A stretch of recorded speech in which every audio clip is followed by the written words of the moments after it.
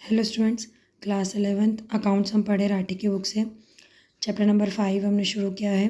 तो general entry हम कर रहे थे। क्वेश्चन नंबर 6 है इसका, कैश डिस्काउंट और ट्रेड डिस्काउंट का। कैश डिस्काउंट वो होता है जो तुरंत पेमेंट करने के लिए कस्टमर को मोटिवेट करता है। तो इससे बिजनेसमैन का नुकसान होता है, जो भी दुकानदार उसका नुकसान होता है, तो उसको कैश डिस्काउंट बोलते हैं।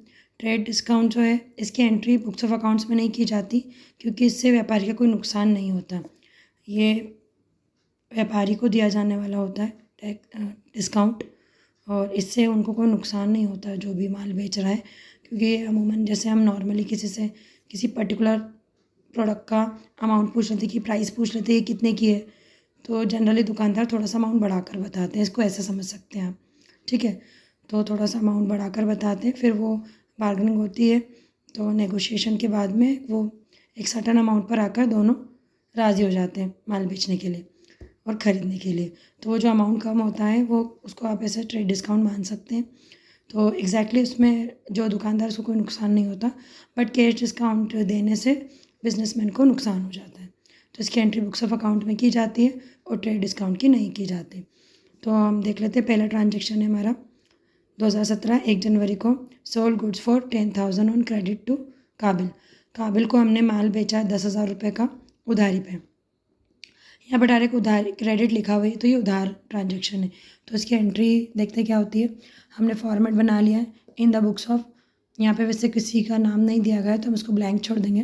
जनरल एंट्री हम करें, फॉर्मेट बना लिया, date particular, LF debit amount और क्रेडिट अमाउंट। LF होता है लेजर के पेज नंबर लिखने के लिए, बट जनरली हम इसको अभी यूज़ नहीं करते, क्योंकि हम एज सच कोई रियल में प्रैक्टिकल क्वेश्चन नहीं कर रहे, ठीक है। तो हमारा 1 जनवरी को जो ट्रांजेक्शन था, हमने काबिल को माल बेचा था उधार 10,000 रुपये का। तो अभी हमारे पास में कैश नहीं आ रहा है, क्योंकि हम उधार माल बेच रहे हैं। तो यहाँ पर जो रिसीवर कौन है, काबिल रिसीवर है, तो रिसीवर को हम डेबिट कर देंगे। तो काबिल्स अकाउंट डेबिट, माल हम बेच रहे हैं, माल हमारे पास से जाएगा, गुड्स जाएंगे, तो गुड्स जब बेचते हैं तो उसको सेल्स लिखते हैं। तो एंट्री हो जाएगी हमारी Kabil's account debit to sales account. Narration लिख देंगे, बीइंग गुड्स सोल्ड टू काबिल। 10,000 रुपये डेबिट में लिखेंगे, 10,000 रुपये क्रेडिट में लिखेंगे। 5 जनवरी को ट्रांजेक्शन हुआ हमारा, Kabil's paid at 10% discount by cheque. Kabil ने हमको 10% डिस्काउंट में करके चेक से पेमेंट कर दिया। यहाँ पर पर्टिकुलर लिखा हुआ नहीं है कि ये कैश डिस्काउंट है या ट्रेड डिस्काउंट है, तो हम इसको कैश डिस्काउंट मानेंगे। ट्रेड डिस्काउंट जब भी होगा तो वो लिखा हुआ होगा। तो 5 जनवरी हमने डेट में लिखा। देखिए चेक, यहाँ पे क्वेश्चन में देखिए हमने ट्रांजेक्शन में क्या दिया, Kabil paid 10% discount by check.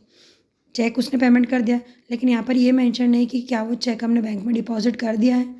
तो जब तक चेक बैंक में डिपॉजिट नहीं होगा, हम उसको पेमेंट कलेक्शन में नहीं मानेंगे। तो जब हमें चेक मिलेगा और अभी हम उसको बैंक में डिपॉजिट नहीं करा है, तो हम उसकी एंट्री करेंगे cheque in hand account debit, ठीक है। तो क्या करेंगे हम, cheque in hand account debit, और हम डिस्काउंट भी दे रहे हैं, तो डिस्काउंट अलाउड अकाउंट डेबिट। 10,000 रुपये का माल था, 10% डिस्काउंट दे रहे हैं, तो 10,000 का 10% होता है 1,000 रुपये। तो डिस्काउंट अलाउड में हमने लिख दिया 1,000 रुपये। अब 10,000 रुपये में से 1,000 रुपये कम करके देंगे, तो काबिल चेक कितने का बनाएगा, 9,000 रुपये का।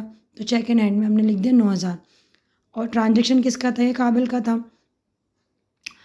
काबिल ने चेक दिया हमको, तो गिवर को हम क्रेडिट कर देते हैं। तो काबिल का अकाउंट हमने क्रेडिट कर दिया। तो एंट्री बनती है हमारी cheque in hand account debit, discount allowed account debit to काबिल।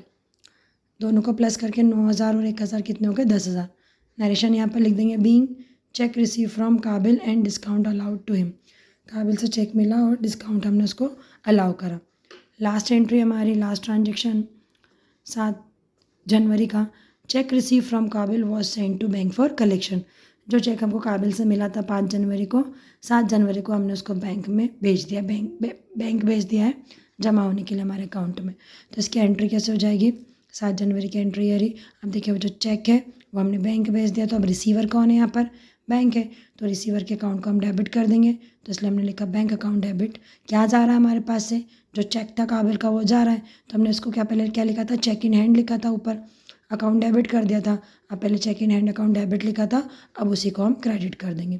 तो एंट्री बनी हमारी bank account debit to cheque in hand account. 9,000 रुपये का चेक था, तो 9,000 रुपये डेबिट में लिखे और 9,000 रुपये क्रेडिट में लिखे। इसमें हमने नरेशन लिख देंगे, बीइंग चेक ऑफ काबिल सेंड टू बैंक। हमने काबिल का चेक जो उसको बैंक भेज दिया। तो अब हम ऐसे यहाँ से पूरी 10,000 और 10 और 10 और 9 19 और 10 20 1,000 20,000 हो गए और 9,000 ये 29,000 यहाँ पर हो गए और इधर भी 10 और 10 20 और 9,000 29,000 29,000 डेबिट और क्रेडिट में आ गए टोटल ऑफ जनरल। तो ये क्वेश्चन हमारे यहीं पर ख़त्म होता है। अगर आपको अच्छे से समझ में आया तो वीडियो को लाइक और चैनल को सब्सक्राइब कीजिएगा। आपके कमेंट्स आप हमें, आपके डाउट जो भी है वो हमें कमेंट्स में मेंशन कर दीजिएगा। Thank you so much.